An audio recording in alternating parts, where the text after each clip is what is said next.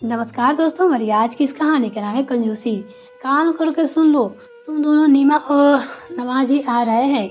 कोई कमी ना होनी चाहिए। और बहू जी, तुम और अपनी कंजूस अपने घर वालों के लिए बचा के रखना। मेरे बेटे की आफत खूब अच्छी तरह से होनी चाहिए बस। माइका, तुम आज भी जाके बैंक पैसे निकाल आना। सुधा जी अपनी बेटे मयंक और बहू मीता को करक कर बोली। सुनते ही मीता का मुंह उतर गया। उसने मयंक की तरफ देखा। अभी रात को ही उसने राखी पे मयंक के साथ मायके जाने का प्रोग्राम बनाया था। सुबह वो सुधा जी से बात करने वाले ही थे कि सुधा जी ने फरमान जारी पहले ही कर दिया। मीता और मयंक का विवाह भी कुछ ही महीने पहले ही हुआ था। विवाह के बाद उसकी पहली राखी थी। बड़े चाव से उसने भाई और नन्हे भतीजा के लिए तोहफे लाकर रखे थे उन्हें देने के लिए। सुधा जी ने एक झटके में ही मीता की खुशियां के को आग लगा दी। बेचारी रुआसी होकर गई। मयंक ने सुधा जी के धीरे से कहना चाहा, नीमा दीदी हर राखी पे भाई दूज पे आती है। इस बार मीता की पहली राखी है। बहन की बात पूरी भी नहीं हुई थी कि सुधा जी बिफर कर बोली, अच्छा तो विवाह होते ही बहन का मायका आना अखरने लगा तुझे? अरे वो तो हर साल आती है। जब तक मैं जिंदा हूँ आती रहेगी, किसी को अच्छा लगे या फिर बुरा लगे। और मीता कोरियर से अपने भाई को राखी भेज दे। सुधा जी को बेटी दामाद के आगे कुछ भी दिखाई नहीं देता था। मयंक अच्छा कमाता था। बहन की शादी में सुधा जी ने खूब दिल खोलकर खर्चा किया था। विवाह के बाद वो हर छोटे बड़े तीज त्योहार पे अपनी बेटी नीमा को लाकर उसे सामान और पैसे रुपये दिया करती थी। नीमा का पति पीयूष अपनी सास को लेन देन से बहुत खुश रहता। मयंक को कभी कभी माँ का पीयूष के लिए अपने आप पर अनाप शनाप खर्चा करता था। और सुधा जी कलेश के कारण वो बेबस था। अब जब मयंक की जिंदगी में मीता आ गई थी तो उसे लगता था कि वो अपने बारे में भी सोचे, वो भी ठाठ बाट से रहे। मयंक ने अपनी कंपनी से लोन लेकर बड़ी कार खरीदी थी और वह नीमा और पीयूष को लेने स्टेशन गया तो उसकी नई कार देखकर पीयूष के मन में लालच का सर से उठने लगा। राखी का त्योहार निपट गया तो पीयूष ने कार के लिए वानगी बनानी शुरू की। उसने सुधा जी से कहा कि शादी में मिली कार तो छोटी थी, भला आपका दामाद उस माचिस की डिब्बियों में चलता अच्छा लगेगा क्या? लोग क्या कहेंगे?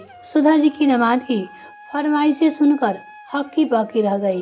उन्होंने सपने में भी नहीं सोचा था कि दामाद महंगी कार की मांग कर बैठेगा। पीयूष ने सोचा था कि बेटी के मुंह में विवश सुधा जी मान जाएगी। सुधा जी की आंखें खुल गई कि उनके बेवजह के पैसे लुटाने की वजह से ही दामाद पीयूष की हिम्मत हुई। पीयूष को शायद यह गलत फहमी हो गई कि उनके पास बहुत ही पैसा है। उन्होंने बात टाल दी। पीयूष को सपने में भी यह गुनाम नहीं था कि सासू माँ उनका कहना टाल देगी। बस इसी वजह से पीयूष और मयंक के रिश्ते में दरार आ गई। पीयूष नीमा के मायके आने जाने पे भी कलेश करने लगा। उसने नीमा को यहाँ तक कह दिया कि कार लेकर आओ, आना बना वही रहना, अपनी माँ और भाई के पास। अपनी पत्नी से बोला, जो लड़की हर राखी भाई दूज पे मायके बुलाती थी वही आज मायके जाने को तरस गई थी।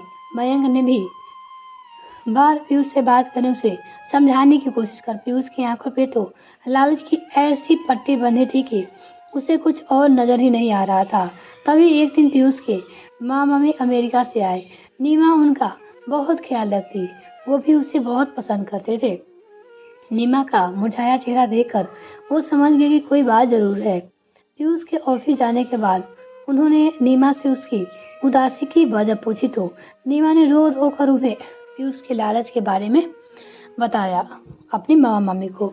बचपन में ही माँ बाप के गुजर जाने के बाद मामा मम्मी ने ही उसकी परवरिश की थी।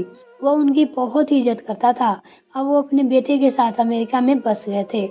रात को मामा मम्मी ने पीयूष को बुलाकर समझाया कि वह ससुराल के पैसे का मोह छोड़कर अपनी मेहनत के बल पे अपने ठाट बाट बनाए।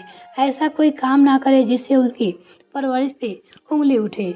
उन्होंने यह भी कहा कि वह चाहे तो उस पैसे देंगे। बस ससुराल से पैसे या सामान की इच्छा कर अपनी पत्नी को दुखी करना कहाँ का न्याय है। भारत में नीमा के परिवार के अलावा उसका और कोई नहीं है। अगर उनसे भी रिश्ता तोड़ लेगा तो अकेला पड़ जाएगा। तब उसके दुख सुख में खड़ा होने वाला कोई नहीं होगा। वह रिश्ता की नजाकत को समझे, वरना बहुत ही पछताएगा। पीयूष को उसकी बात समझ में आ गई। उसने नीमा से माफी मांगी। सुबह होते ही नीमा ने सुधा जी को फोन कर कहा कि वो पीयूष मामा मम्मी के साथ खाने पे उनके पास आ रहे हैं। अपनी मम्मी से बोली। नीमा की चहकती आवाज सुनकर सुधा जी और मयंक के दिल से बड़ा बोझ उतर गया, यह सोचकर कि उसका रिश्ता अब टूटने से बच गया। मिलते हैं किसी और वीडियो में फ्रेंड, तब तक के लिए bye. Thanks for watching this video. अगर आपने भी चैनल सब्सक्राइब नहीं किया तो प्लीज सब्सक्राइब कीजिए।